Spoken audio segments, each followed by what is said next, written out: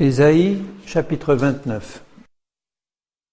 Au verset 1er, le prophète Ésaïe dit ceci. Malheur à Ariel. Ariel est un des noms de la ville de Jérusalem. Donc, ça représente la ville du grand roi. Ça représente aussi le peuple de Dieu. Et ça représente l'Église. Et le Seigneur, par la bouche du prophète, il dit « Malheur à Ariel ». Malheur à sa ville. Cité dont David fit sa demeure. Ajoutez année à année, laissez les fêtes accomplir leur cycle, puis j'assiégerai Ariel. Il y aura des plaintes et des gémissements, et la ville sera pour moi comme un Ariel. Je t'investirai de toutes parts, je te cernerai par des postes armés, j'élèverai contre toi des retranchements, tu seras abaissé. Ta parole viendra de terre, et les sons en seront étouffés par la poussière. Ta voix sortira de terre comme celle d'un spectre, et c'est de la poussière que tu murmureras tes discours. C'est pas une position très enviable pour le peuple du Seigneur. Et il annonce un grand jugement à partir du verset 5. Il dit « La multitude de tes ennemis sera comme une fine poussière. Cette multitude de guerriers sera comme la balle qui vole, et cela tout à coup en un instant. C'est de l'Éternel des armées que viendra le châtiment. » Ce soir, je voudrais mettre l'accent sur les jugements du Seigneur qui précède sa venue. Alors je ne dis pas ça pour faire peur aux enfants fidèles. Les enfants fidèles du Seigneur savent bien que le jugement ne viendra pas sur eux. Ils veillent et ils prient et ils se tiennent sur leur garde devant le Seigneur de toute la terre, mais ils savent que ce n'est pas eux qui vont recevoir le jugement du Seigneur. Là, le Seigneur parle à Ariel, à la ville infidèle, avec des tonnerres, des tremblements de terre et un bruit formidable, avec l'ouragan et la tempête, et avec la flamme d'un feu dévorant. Notre Dieu est un feu dévorant, dit l'Épître aux Hébreux. Et comme il en est d'un songe, d'une vision nocturne, ainsi il en sera de la multitude des nations qui combattront Ariel. De tous ceux qui l'attaqueront, elle et sa forteresse, en qui elle se confiait, au lieu de se confier en son Dieu, et qui la serreront de près.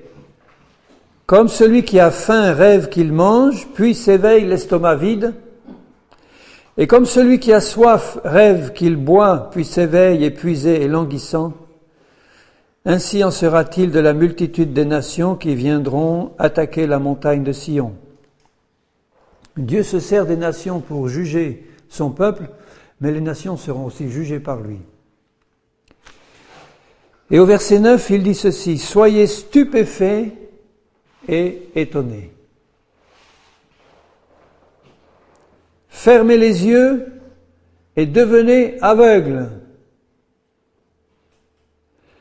Ils sont ivres, mais ce n'est pas de vin.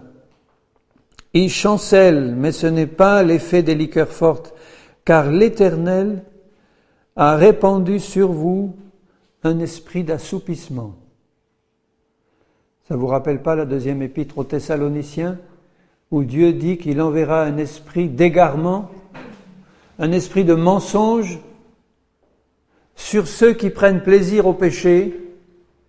Dieu enverra sur eux, s'ils ne se repentent pas, un esprit de mensonge pour qu'ils croient au mensonge et qu'ils soient perdus. Et là, il dit, l'Éternel a répandu sur vous un esprit d'assoupissement. C'est pas le réveil, hein. L'assoupissement, ça veut dire le sommeil. Il a fermé vos yeux, les prophètes. Il a voilé vos têtes, les voyants. Et je suis sûr que c'était des vrais prophètes et des vrais voyants de l'Éternel. Un temps, quand ils marchaient dans la justice. Toute la révélation est pour vous comme les mots d'un livre cacheté. Un livre cacheté, c'est un livre qui est fermé avec un gros cachet. Et puisqu'il est fermé, tout ce qui est dedans est caché, on ne peut pas le lire, on ne peut pas le comprendre. Toute la révélation est pour vous comme les mots d'un livre cacheté que l'on donne à un homme qui sait lire en disant « Lis donc cela ». Donne à lire un livre fermé à clé à quelqu'un qui sait lire. Qu'est-ce qu'il va faire? Il ne va pas pouvoir lire dedans.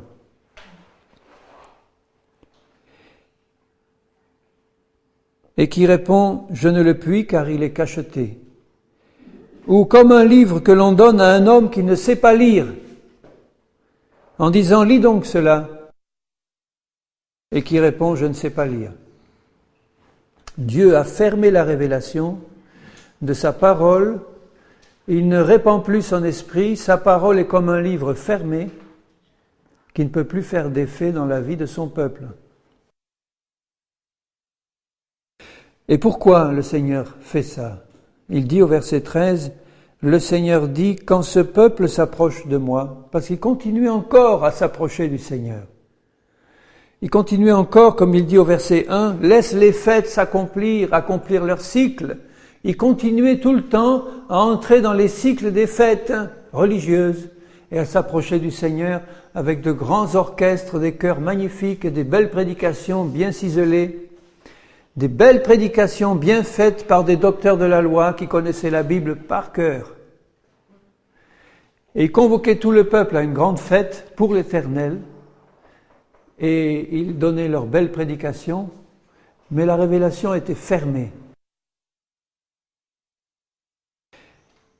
Quand ce peuple s'approche de moi, il m'honore de la bouche et des lèvres, mais son cœur est éloigné de moi. C'est exactement ce que Dieu, par le Saint-Esprit, dit aujourd'hui à l'Église du Seigneur, qui sait, en lisant l'Apocalypse, que nous sommes dans les temps de la fin, ou qu'en lisant la parole du Seigneur, nous sommes dans les temps de la fin, nous sommes au temps précédant le retour du Seigneur. Nous sommes au temps des grands jugements qui viennent sur la terre. C'est pas le réveil mondial qui vient sur la terre. Ça, c'est celui qu'annoncent les faux prophètes. Ce qui vient sur la terre, c'est le jugement final et c'est l'Église, l'épouse qui se prépare à se sanctifier pour le retour du Seigneur. Pour être enlevée tout d'un coup, brusquement, comme il est dit là. Brusquement, tout à coup, en un instant, en un clin d'œil, la dernière trompette retentira. Et l'Église du Seigneur qui est prête, l'épouse du Seigneur qui est prête, sera enlevée. Les morts ressusciteront les premiers, les morts en Christ, ceux qui ont vécu fidèles au Seigneur. Pas les morts en Christ qui ont vécu une vie de compromis et de péché. Ceux-là, ils ne vont pas ressusciter pour être enlevés. Mais les morts en Christ qui ont été fidèles dans toutes les générations, à la dernière trompette, en un instant, ils vont ressusciter. Nous, après eux, en un instant, nous serons changés et nous allons tous monter à la rencontre du Seigneur avec le Saint-Esprit qui sera ôté de la terre et les grands jugements du Seigneur vont s'abattre sur les païens et sur l'Église qui est restée parce qu'elle n'était pas prête. Et avant l'enlèvement, les jugements du Seigneur commencent par son peuple et le Seigneur envoie ses serviteurs dans sa moisson pour avertir son peuple en disant « Les temps sont courts, prépare-toi à la rencontre de ton Dieu ». Prépare-toi dans de bonnes conditions, sinon prépare-toi à rencontrer ton Dieu comme un juge.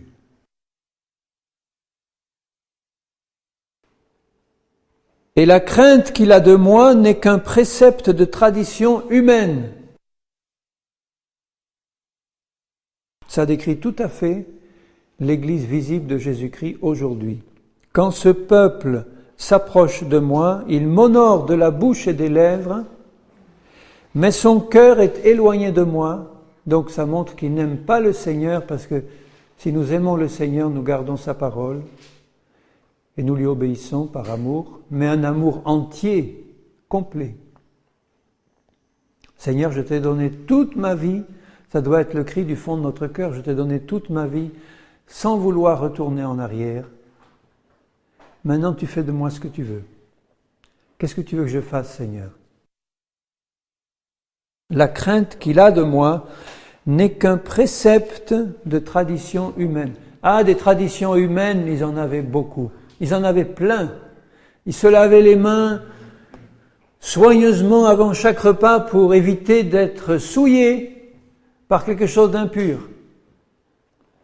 Et Jésus dit à cela, vous annulez fort bien la parole de Dieu par vos traditions humaines.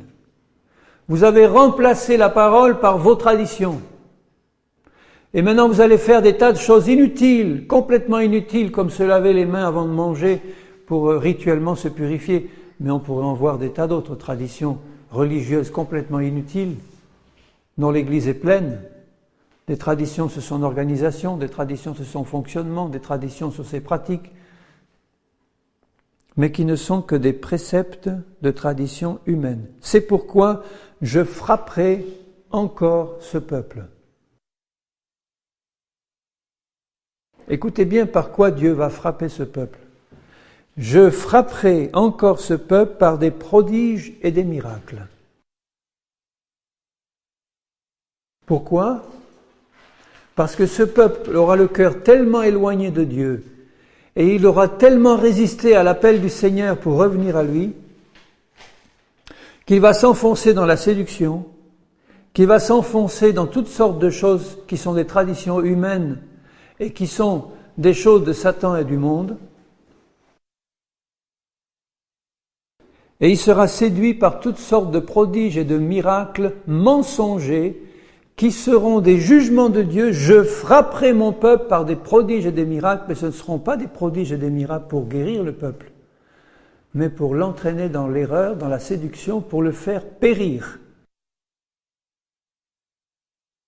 Et la sagesse de ces sages périra avec eux. La sagesse de ces sages. Voyez comment Dieu parle à son peuple. Il finit par dire, je frapperai ce peuple. Mon peuple. Il dit dans d'autres endroits, avec un cri du fond de son cœur, mon peuple, à qui j'ai tout donné. Mon peuple à qui j'ai donné ce que j'avais de plus cher, de plus précieux, la vie de mon fils.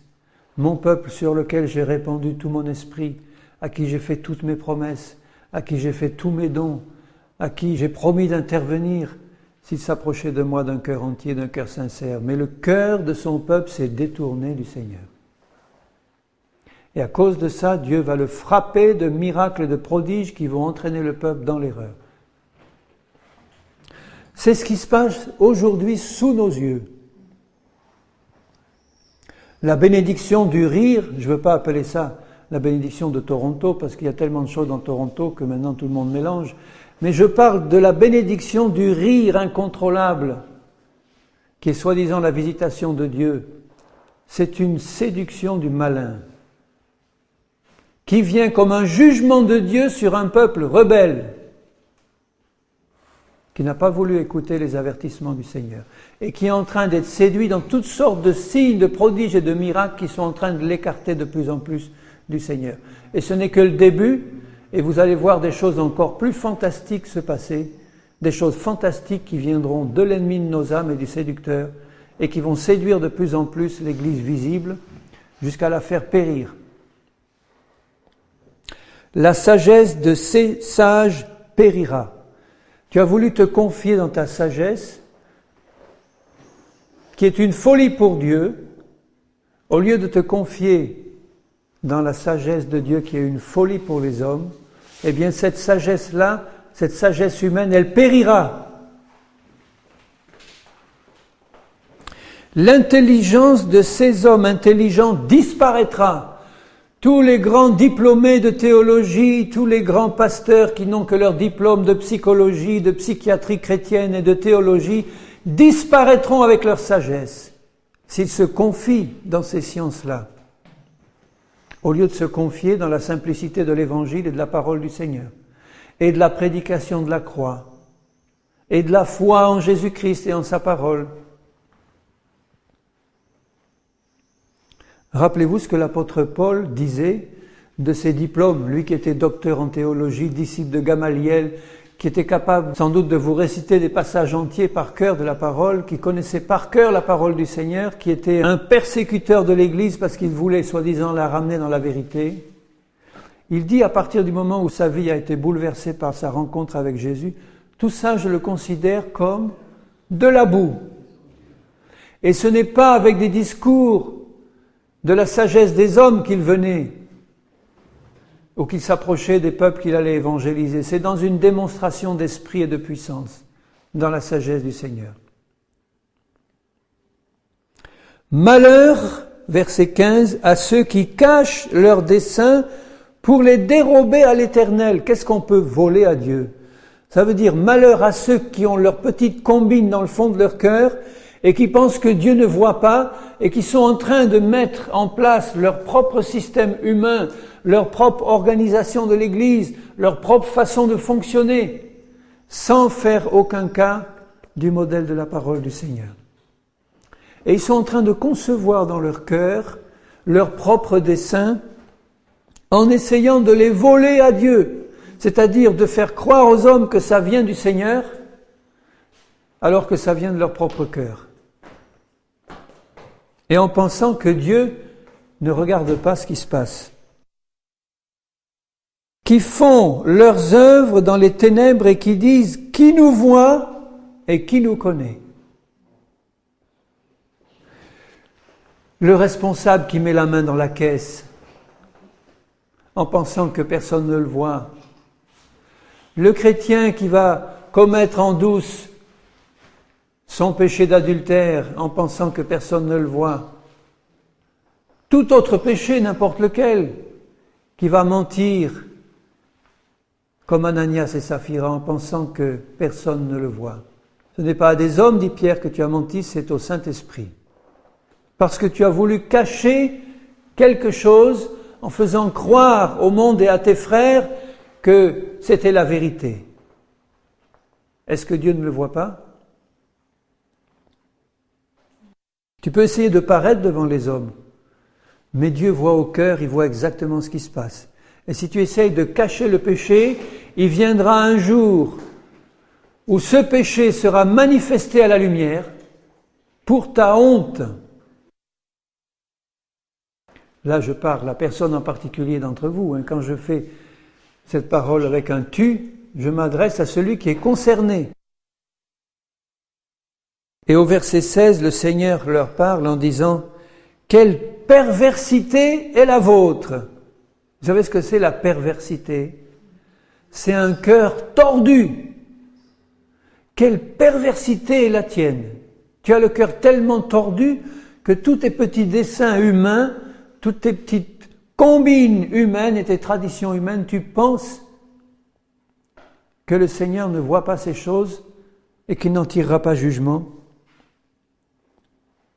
Le potier doit-il être considéré comme de l'argile pour que l'ouvrage dise de l'ouvrier, il ne m'a point fait, et que le vase dise au potier, il n'a point d'intelligence? Nous sommes des vases. Le Seigneur est le potier. Est-ce que le vase va oser dire au potier, mais tu sais pas ce que tu fais, toi? Vous voyez la rébellion qui est derrière ces paroles? Et à la fin de ce chapitre, il annonce une restauration et un rétablissement. Mais chaque fois qu'il y a restauration et rétablissement, c'est quand on a entendu la voix du Seigneur dire « Reviens !» Reviens à celui qui t'a fait et qui t'attend. Laisse tomber tout ce que toi tu as mis en place avec ta sagesse et ton intelligence et tout ce que tu essayes de faire par toi-même. Laisse tomber tout ça aux pieds du Seigneur. Ferme ta bouche, ouvre ton cœur et écoute ce que le Seigneur va te dire.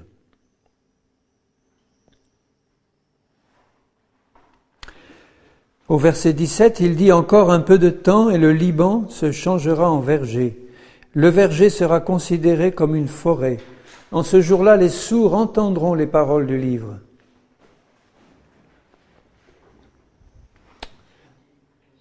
Et délivrés de l'obscurité et des ténèbres, les yeux des aveugles verront.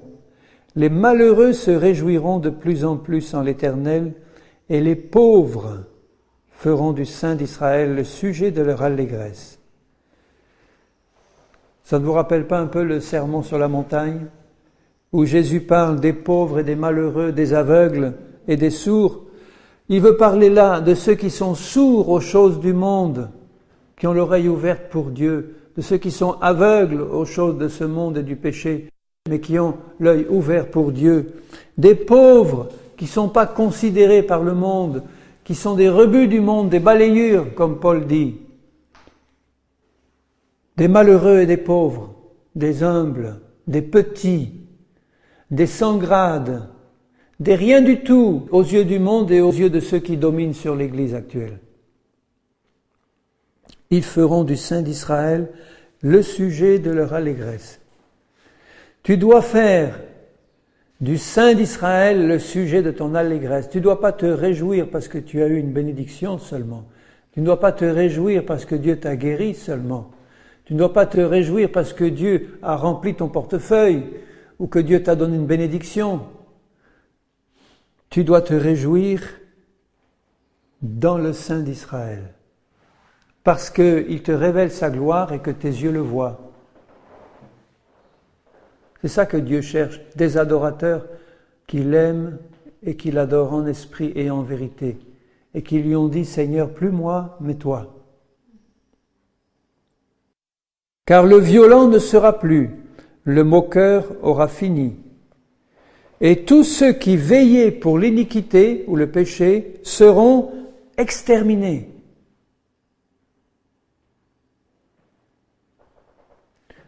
Bien-aimés, on est au temps du tri maintenant. Ceux qui s'attachent au péché seront exterminés. Bien sûr, le Seigneur travaille depuis longtemps pour les rappeler à lui et parler à leur cœur. À des cœurs les plus endurcis, le Seigneur veut encore parler.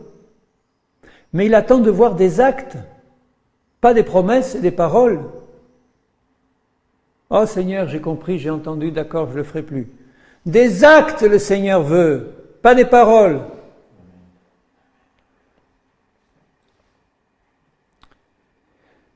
Ceux qui veillaient pour l'iniquité seront exterminés. Ceux qui condamnaient les autres en justice tendaient des pièges à qui défendait sa cause à sa porte et violaient par la fraude les droits de l'innocent. Les voilà, tous ceux qui font partie du peuple du Seigneur et qui font l'iniquité, qui condamnent les autres, qui les jugent d'une façon cruelle, qui tendent des pièges à ceux qui essaient de défendre leurs droits, qui violent les droits de l'innocent par la fraude. On voit tout ça dans le peuple du Seigneur aujourd'hui. Ils seront exterminés. Quand Dieu dit, par la bouche de Paul, qui s'adresse aux Corinthiens, « ôtez le méchant du milieu de vous », ça ne veut pas dire qu'il faut prendre un fusil pour le descendre. C'est pas à nous de faire ça. Nous devons lui annoncer la parole du Seigneur, intercéder et prier pour lui parler en privé, lui parler avec un ou deux témoins, lui parler devant toute l'Église, et s'il refuse de se repentir, éjecte-le, et qu'il soit pour toi comme un païen et un publicain. C'est-à-dire, ne lui dis même pas bonjour, sauf si tu es envoyé par Dieu pour lui parler personnellement. Mais à partir de là, si tu l'as fait et qu'il refuse d'entendre, ne lui dis même plus bonjour pour qu'il ait honte, dit le Seigneur, et qu'il se repente. Est-ce que nous le pratiquons, ça ? Est-ce que nous ne sommes pas encore remplis d'une sentimentalité évangélique qui nous empêche d'obéir à la parole du Seigneur ? Si nous faisions ça dans la plupart de nos églises, pas dans un esprit légaliste, en commençant à nous excommunier les uns les autres, mais en mettant à nu le péché, donc il faut que ceux qui le fassent, ça, ils aient une vie propre devant Dieu eux-mêmes. Parce qu'il y en a qui excommunient les autres, mais parce qu'ils veulent prendre de pouvoir et ils veulent pas d'opposants. C'est pas dans cet esprit-là qu'il faut le faire.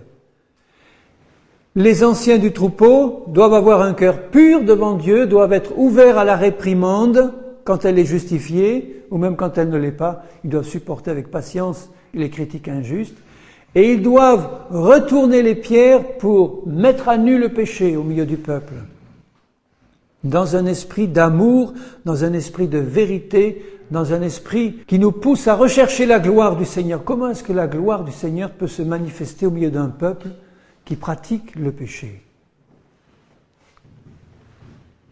Et le rôle des responsables, c'est ça, c'est d'édifier le troupeau pour le faire grandir dans la sainteté. Donc de lui montrer avec amour ce qui ne va pas.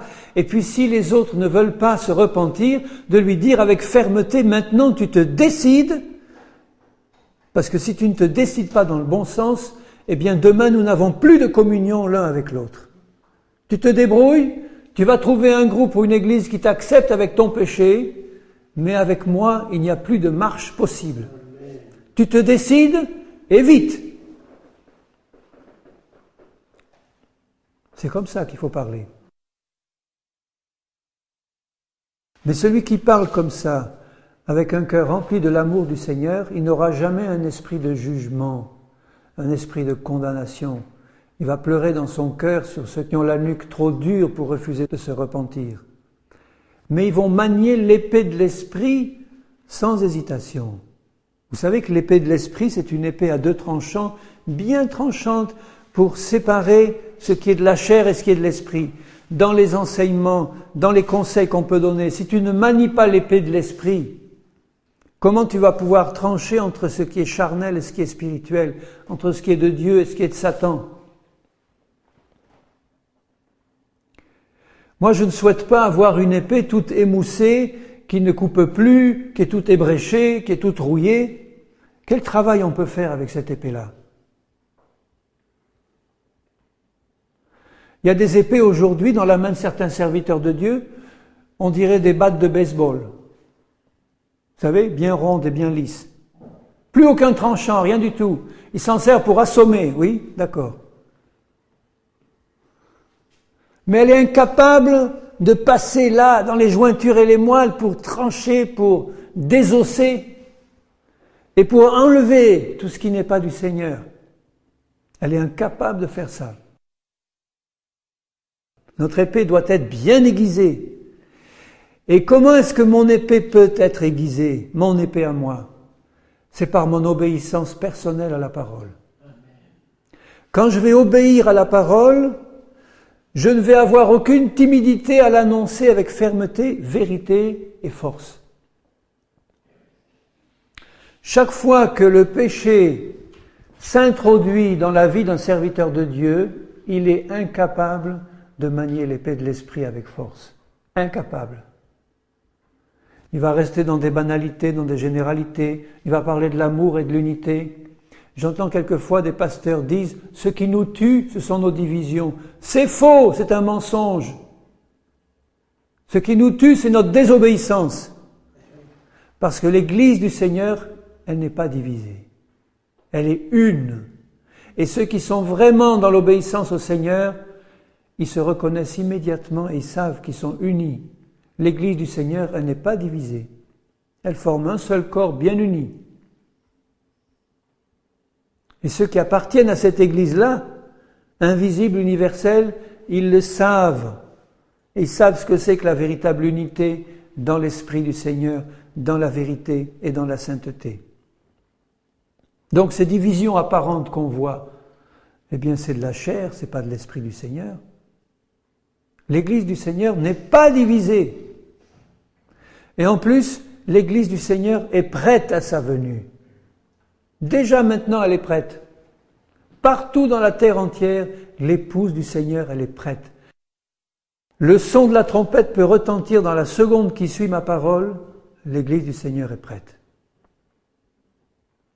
Est-ce que c'est le cas pour toi? Est-ce que dans la seconde qui suit, si la trompette retentit, tu sais dans ton cœur que tu pars? Tu as tout mis en règle? Tu as tout confessé au Seigneur? Tu as tout restitué, ce que tu avais volé. Tu as tout réparé envers tous ceux à qui tu as fait du mal. Tu as pardonné à tous ceux qui t'ont blessé de tout ton cœur. Tu as rien. Si ce n'est pas le cas, fais-le vite maintenant. Avant même d'entendre la fin de ce message, dans le fond de ton cœur, fais-le. Dis Seigneur, lave-moi. Lave-moi avec ton sang. Montre-moi tout ce que j'ai encore à faire, mais je suis prêt à t'obéir, Seigneur, je suis prêt. Parle, ton serviteur écoute, ta servante écoute. Verset 22, c'est pourquoi ainsi parle l'Éternel à la maison de Jacob, lui qui a racheté Abraham.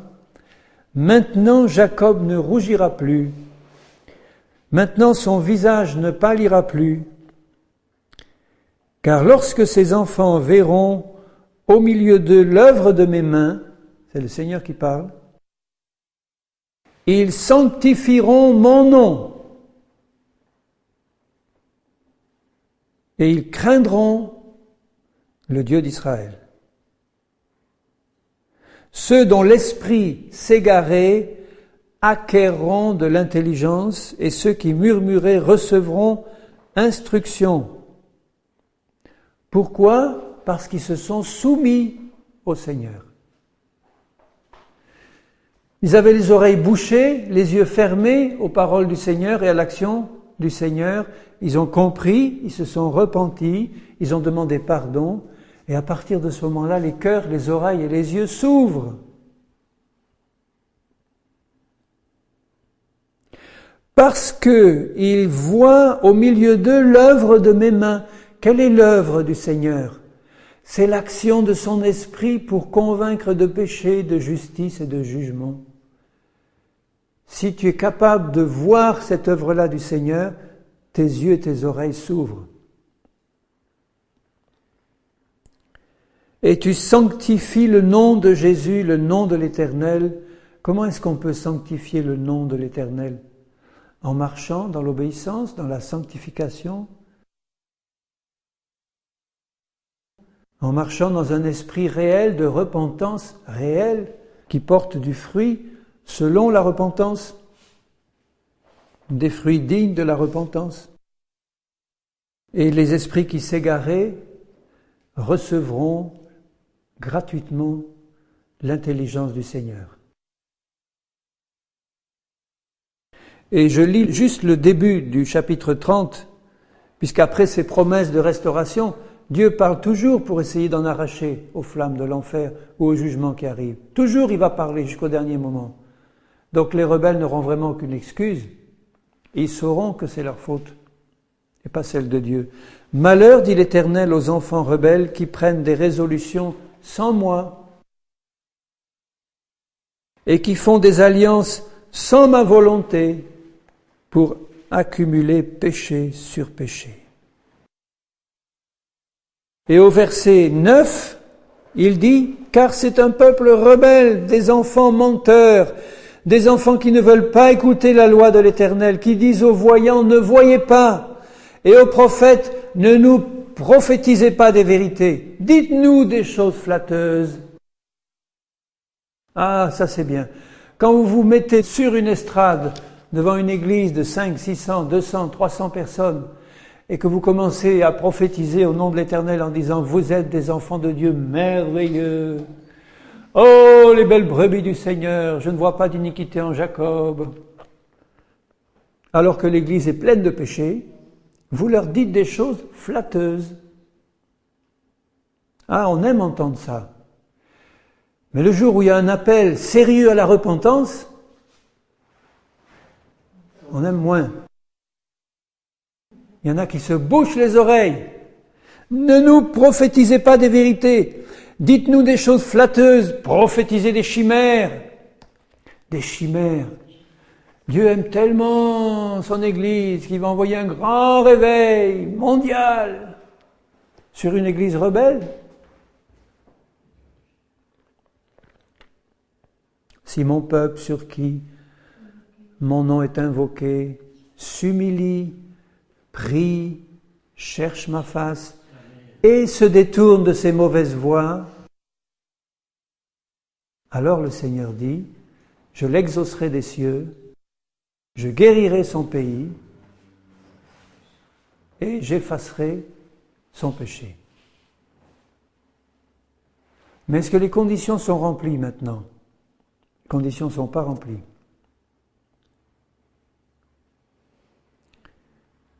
Donc inutile de parler d'un grand mouvement du Seigneur sans prédication de la croix et de la repentance dans les églises du Seigneur. Si vous cherchez des expériences merveilleuses Vous en aurez, mais elles ne viendront pas du Saint-Esprit. Sans un nettoyage profond de nos cœurs à la lumière du Saint-Esprit, il n'y aura pas de joie véritable, pas de visitation du Seigneur, rien. Et Jésus a dit, dans les derniers temps, l'amour du plus grand nombre se refroidira à cause de l'iniquité qui grandira. Jésus a dit, quand je reviendrai, trouverai-je la foi sur la terre? C'est Jésus qui l'a dit, c'est pas moi, hein? Détournez-vous du chemin, écartez-vous du sentier, éloignez de notre présence le Saint d'Israël. C'est terrible, hein? Et pourtant, ils en faisaient des fêtes.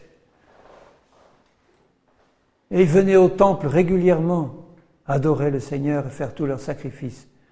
Mais ils osaient dire aux prophètes de l'Éternel, « Éloignez de nous le Saint d'Israël, on n'en veut pas !» Combien de chrétiens, par leur comportement, disent à Jésus, « Je ne veux pas de toi, Jésus !» Tout en disant, « Jésus, tu es mon Seigneur, tu es mon Sauveur !» Tout en allant tous les dimanches au culte et à toutes les réunions de la semaine, aller écouter des prédications, aller prier, aller prendre le pain, le vin, la scène. Éloignez de nous les prophètes du Seigneur qui veulent nous montrer le péché. Éloignez-les, on n'en veut pas. On veut faire la fête. Ah oui, ça, appelez pour faire la fête, vous aurez du monde. Appelez pour un jeûne national et une repentance devant Dieu en prenant le sac et la cendre spirituelle et en intercédant pour que Dieu évite encore un temps ce jugement qui vient, je crois dans mon cœur que vous aurez beaucoup moins de monde. Dans Ésaïe 28, juste avant, je voudrais lire au verset 1er, « Malheur à la couronne superbe des ivrognes d'Éphraïm, à la fleur fanée qui fait l'éclat de sa parure. Sur la cime fertile de la fertile vallée de ceux qui s'enivrent. » Au verset 7, « Eux aussi, ils chancellent dans le vin. Et les boissons fortes leur donnent des vertiges. Sacrificateurs et prophètes chancellent dans les boissons fortes. Ils sont absorbés par le vin nouveau. Ils ont des vertiges à cause des boissons fortes. Ils chancellent en prophétisant. Ils vacillent en rendant la justice, toutes les tables sont pleines de vomissures, d'ordures, il n'y a plus de place. Et au verset 12, à la fin du verset 12, le Seigneur dit, « Mais ils n'ont point voulu écouter. Et pour eux, la parole de l'Éternel sera précepte sur précepte, précepte sur précepte, règle sur règle, règle sur règle, un peu ici, un peu là, afin qu'en marchant, ils tombent à la renverse et se brisent, afin qu'ils soient enlacés et pris. » La parole de Dieu devient un instrument de mort pour ceux qui résistent à l'Éternel. Comme Paul qui dira, « Nous sommes, nous, une odeur de mort pour ceux qui périssent parce qu'ils ne veulent pas entendre parler de l'Évangile. Mais nous sommes une odeur de vie pour le troupeau du Seigneur qui a la vie du Seigneur. » Pourquoi est-ce que nous sommes une odeur de mort? Parce que nous osons dire la parole du Seigneur avec vérité dans l'amour et que cette parole rencontre des cœurs durs et qu'elle provoque le jugement de Dieu. Règle sur règle, précepte sur précepte, afin qu'en marchant, c'est le but de Dieu, c'est qu'en marchant, il tombe à la renverse. Ça ne vous rappelle rien, ça non plus? Tomber à la renverse, ivre de vin, et se brise afin qu'il soit enlacé et pris. C'est clair quand même, hein? Regardez Ésaïe un peu plus haut, chapitre 6. Ésaïe était un homme qui pouvait se permettre de parler comme ça, parce qu'il n'avait plus aucune crainte de l'homme. La crainte de l'homme nous paralyse. Et si Dieu nous envoie faire son œuvre, il faut que nous ayons le cœur libéré de toute crainte de l'homme. Comment avoir le cœur libéré de toute crainte de l'homme? En ayant une vision du Seigneur. Pas forcément une vision avec nos yeux comme ça, mais en ayant la révélation du Seigneur. Vous savez, Paul, sur le chemin de Damas, il n'a pas vu le Seigneur de ses yeux. Il a vu simplement une grande lumière et il a entendu la voix du Seigneur. « Saul, Saul, pourquoi me persécutes-tu » Saul a eu une révélation de Jésus-Christ qui a complètement changé sa vie. Ésaïe a eu une révélation de Jésus qui a complètement changé son ministère et sa vie. L'année de la mort du roi Osias, je vis le Seigneur, assis sur un trône très élevé. Les pans de sa robe remplissaient le temple. Des séraphins se tenaient au-dessus de lui, ils avaient chacun 6 ailes, 2 dont ils se couvraient la face, comme s'ils n'osaient même pas regarder le Saint d'Israël, tellement il était saint et pur. 2 dont ils se couvraient les pieds, 2 dont ils se servaient pour voler. Ils criaient l'un à l'autre et disaient « Saint, Saint, Saint est l'Éternel des armées. Toute la terre est pleine de sa gloire et elle ne le voit pas. » Vous voyez un orchestre de rock chrétien là devant? Vous nous voyez à ce moment-là en train de gesticuler comme des fous et de hurler des cris d'animaux et de nous rouler par terre en riant. Vous voyez ça devant le trône de Dieu? Tous prosternés face contre terre en disant « Saint est l'Éternel des armées ». Ça ne veut pas dire que nous ne puissions pas avoir des moments joyeux avec Jésus, des moments d'allégresse et des moments de fraternité spirituelle où nous sommes vraiment dans la joie et où nous pourrons même danser avec lui. Je crois que dans l'esprit, c'est possible de le faire dans l'esprit.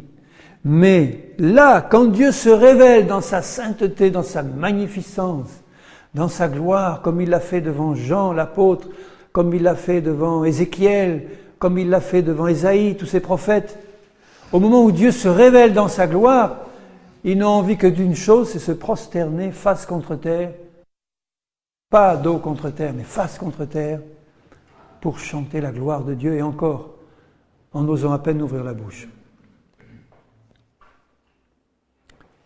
Les portes furent ébranlées dans leur fondement par la voix qui retentissait, la maison se remplit de fumée. Alors je dis, malheur à moi, parce que je suis perdu, car je suis un homme dont les lèvres sont impures. J'habite au milieu d'un peuple dont les lèvres sont impures. Bien-aimés, nous habitons au milieu d'une église où le péché suinte par tous les pores. Je ne parle pas de l'épouse du Seigneur qui est sainte et qui se prépare. Je parle de l'église visible qui est répandue dans le monde et que tous les yeux voient et que le monde regarde et que Satan connaît bien. Mais quand il y a cette révélation personnelle de Jésus, un cœur qui l'aime, comme Ésaïe avait un cœur de prophète déjà, il avait déjà été appelé par Dieu, il avait commencé son ministère de prophète, mais il n'avait jamais vu Dieu face à face.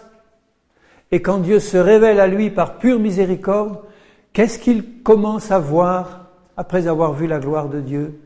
Son propre péché, ses propres imperfections, tout en étant prophète qui annonçait la parole de Dieu. Et mes yeux ont vu le roi, l'Éternel des armées.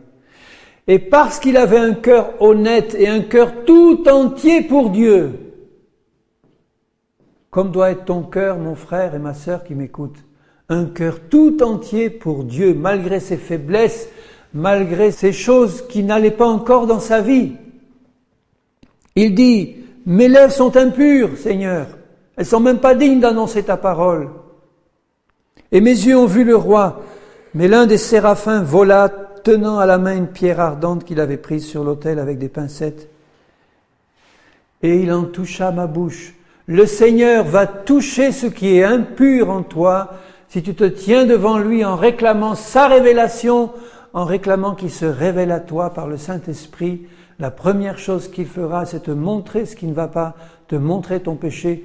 Et la seconde chose, immédiatement après, c'est te montrer qu'en Jésus-Christ, il y a une purification pour toi.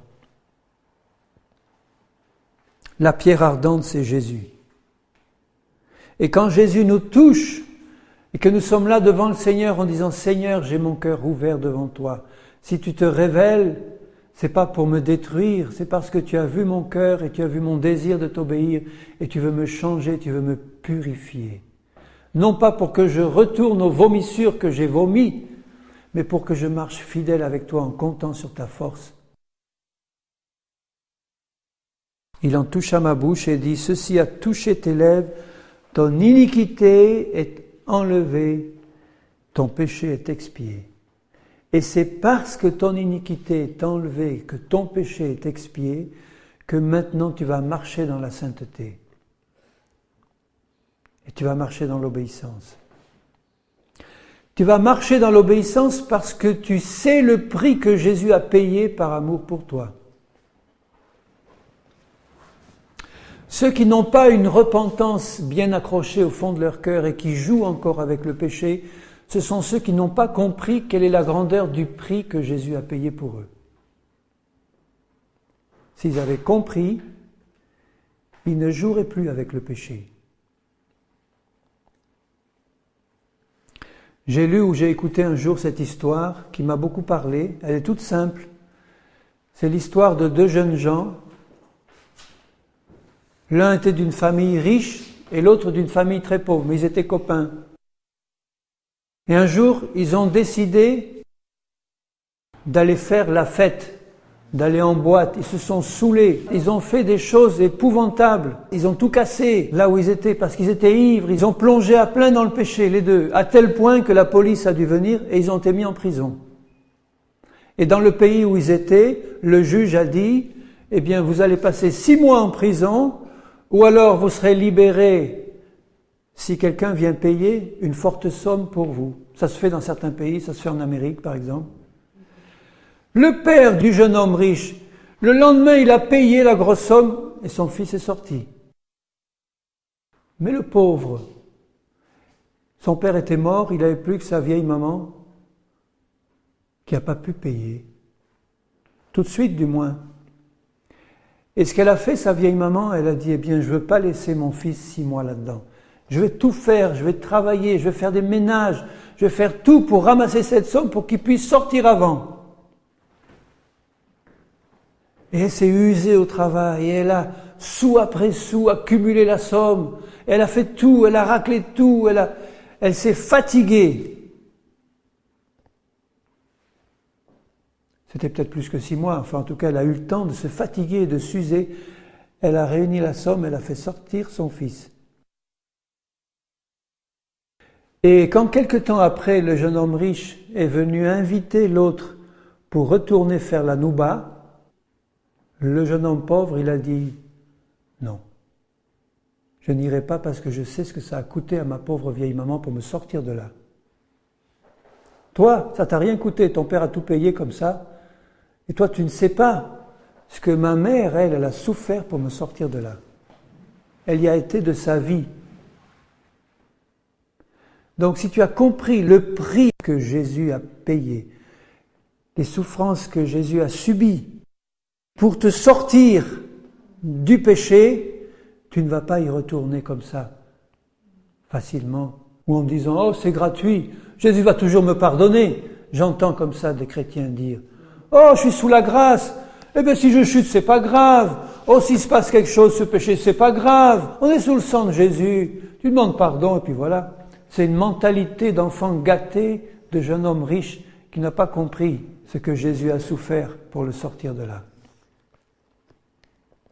Et c'est par la révélation du Seigneur que tu peux avoir la conscience de ses souffrances, du prix qu'il a payé pour te sortir, du sang qu'il a versé jusqu'à la dernière goutte pour t'éviter le jugement, pour t'éviter l'enfer. pour te donner l'ouverture à toutes les promesses et l'héritage du Seigneur avec les sanctifiés. Et j'entendis la voix du Seigneur, disant, qui enverrai-je et qui marchera pour nous? Et je répondis, me voici, envoie-moi. Ça ressemble tout à fait aux paroles de Saul de Tarse quand il entend la voix de Jésus. Seigneur, que veux-tu que je fasse? Il était là ouvert. Il était là ouvert et Ésaïe savait que Dieu allait parler et que tout ce que Dieu allait dire, il allait le faire. Puisqu'il répond, me voici, envoie-moi. Je veux faire ta volonté, Seigneur. C'est exactement l'attitude du cœur de Saul de Tarse, qui dit, Seigneur, qu'est-ce que tu veux que je fasse? Et Jésus lui parle en lui disant, eh bien, va dans la ville et on te dira ce que tu dois faire. Donc si au départ de ta vie chrétienne, il y a eu une vraie révélation de Jésus, une vraie révélation de la repentance et du péché, tu auras les oreilles ouvertes à la voix du Seigneur et tu auras vraiment un cœur obéissant à faire sa volonté. Sinon, ta conversion, c'est du vent religieux. Quand j'entends certains chrétiens traiter Jésus comme un pote, comme un copain à qui on tape le dos et puis on s'amuse avec lui et puis on va faire la fête avec lui, mais pas dans un sens spirituel profond, léger. Tu as été trouvé léger dans la balance, dit le Seigneur par la bouche de Daniel quand il parle au roi Belshazzar, que la main écrit « Comptez, pesez, divisez. Comptez, le nombre de tes jours est compté. Tu mourras cette nuit. Pesez, tu as été pesé dans la balance et tu as été trouvé léger. Divisé, ton royaume te sera enlevé cette nuit même et il sera divisé. » Alors, est-ce que nous avons le désir dans le cœur de vivre une vie vraiment à la gloire du Seigneur, d'être dans ses mains un instrument pour lui, sans crainte des hommes, sans crainte pour notre image personnelle au niveau des hommes, sans crainte vis-à-vis du monde, sans crainte vis-à-vis de Satan, mais uniquement la crainte du Seigneur dans le cœur. Est-ce que nous avons ce désir-là, au fond du cœur? Est-ce que nous en avons assez de tourner en rond dans le désert, en attendant que Jésus arrive et en chantant des cantiques? Ce n'est pas le cas de tous ceux qui écoutent.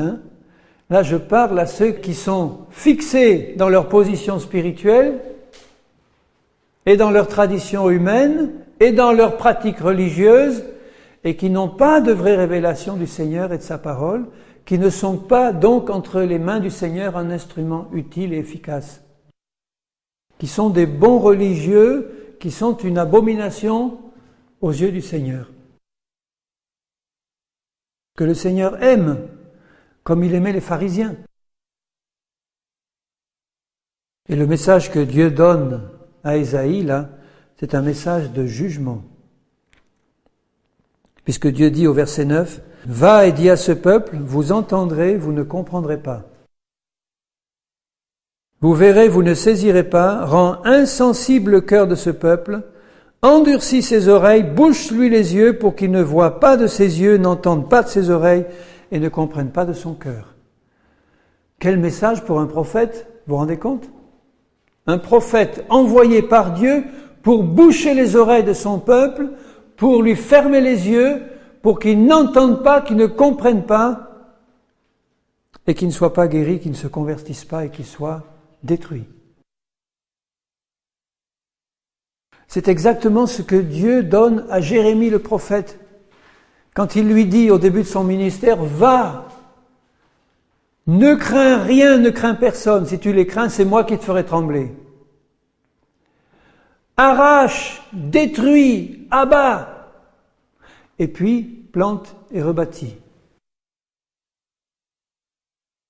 Si nous voulons avoir un ministère efficace entre les mains de Dieu, nous devons être nous-mêmes un champ bien nettoyé. Et la première chose que le Seigneur nous demandera de faire, c'est arrache, détruis. Fais tomber tout ce qui n'est pas du Seigneur. Détruis les forteresses qui ont été bâties par les hommes, par Satan et par le monde, au milieu du temple de l'Éternel. Abats tout ça, arrache-les. Enlève les appuis sur lesquels les hommes s'appuient et qui ne viennent pas du Seigneur. S'il y en a un qui s'appuie sur une béquille et que tu lui arraches sa béquille, qu'est-ce qui se passe? Il tombe. Mais c'est voulu par Dieu. Dieu ne veut plus qu'on s'appuie sur des béquilles. Et il envoie des prophètes pour arracher toutes les béquilles. Maintenant, où tu tombes, où tu t'appuies sur le Seigneur et tu restes debout maintenant. Et le pauvre Ésaïe qui dit, mais jusqu'à quand, Seigneur? Jusqu'à quand tu vas m'envoyer prêcher ce message qui voulait dire pour lui beaucoup de persécutions, de rejet et d'incompréhension. Parce que être envoyé par Dieu, rempli de l'Esprit du Seigneur, vers un peuple rebelle, en lui disant « Attention, Dieu vous prévient, le jugement arrive.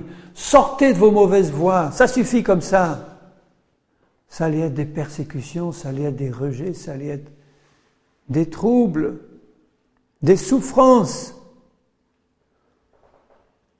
Si tu n'es pas prêt ou prête à souffrir comme ça pour le Seigneur, c'est pas la peine que tu lui dises « Seigneur, sers-toi de moi ». Parce que Dieu t'enverra avec le même message dans cette fin des temps, un message pour détruire et abattre tout ce qui ne vient pas du Seigneur, pour que tu puisses planter ce qui vient vraiment du Seigneur. Alors si Dieu t'envoie, tu vas souffrir. Je lui ferai savoir, l'une des premières phrases que Jésus dit à propos de Paul, tout ce qu'il devra souffrir pour mon nom. Tu veux avoir un grand ministère pour Dieu, tu veux faire des grandes choses pour Dieu, il faut que tu aies d'abord la révélation de Jésus, comme Ésaïe. Que Jésus ait nettoyé ta bouche impure par la pierre ardente sortie de l'autel, et qu'après tu dises, Seigneur, qu'est-ce que tu veux que je dise?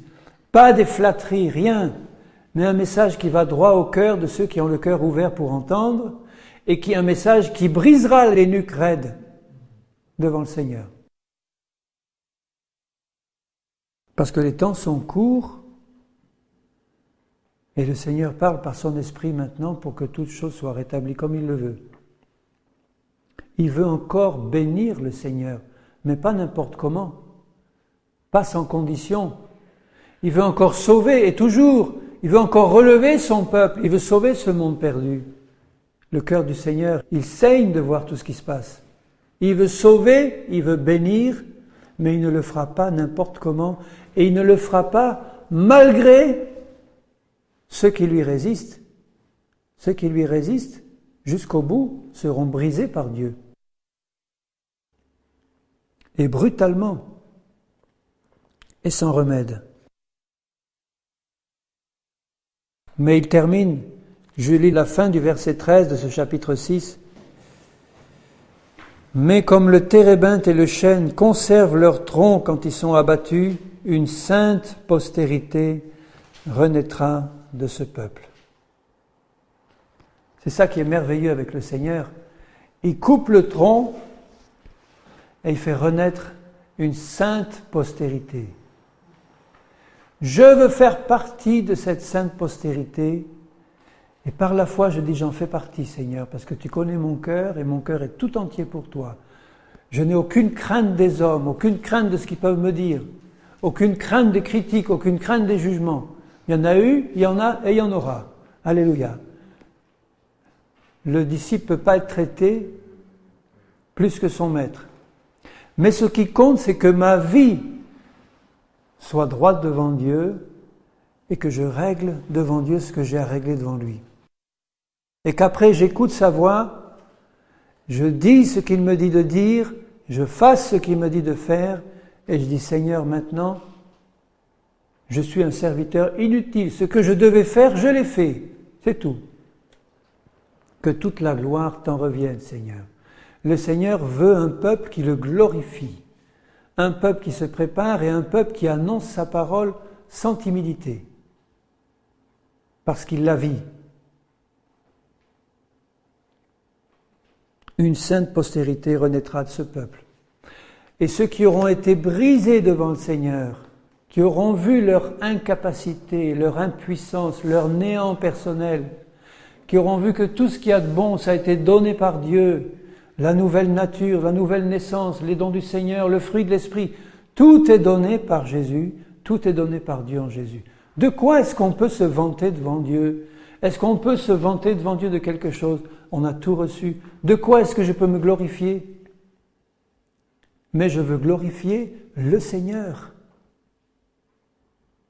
Parce qu'il mérite d'être glorifié par nos vies remplies de sa présence. Alors ce soir, bien-aimé qui m'écoute, il faut que tu décides de marcher sérieusement avec le Seigneur. Réellement, sérieusement, avec un cœur entier. Ça va te coûter cher, ça va te faire souffrir. Parce que la mort est là-dedans, la mort de tout ce qui est toi. Ça va te faire beaucoup souffrir. Des autres, de l'Église infidèle, du monde et de Satan. Est-ce que tu es prêt à accepter de souffrir pour Jésus? Sans te dérober, sans dire non, j'ai assez souffert comme ça, maintenant je vais me reposer jusqu'à ce qu'il vienne. Je vais m'allonger sur un bon fauteuil et je vais me reposer jusqu'à ce qu'il vienne. C'est ça que tu veux? Si c'est ça que tu veux, tu l'auras. Mais c'est pas comme ça que tu vas glorifier Dieu. Si tu acceptes que l'épée de l'Esprit te charcute profondément pour tuer en toi tout ce qui n'est pas de Dieu et pour faire jaillir la vie que le Seigneur t'a donnée et pour ne tenir aucun compte de ta vie propre, de tes biens propres, de tout ce que tu peux avoir, aucun compte, Seigneur, sinon pour toi.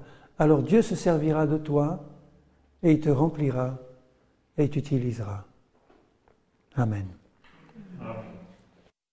Alléluia, Seigneur. Je te bénis pour ta parole parce que c'est vraiment une épée puissante, Seigneur, et que mon cœur soit ouvert, Seigneur, à l'action de ta parole.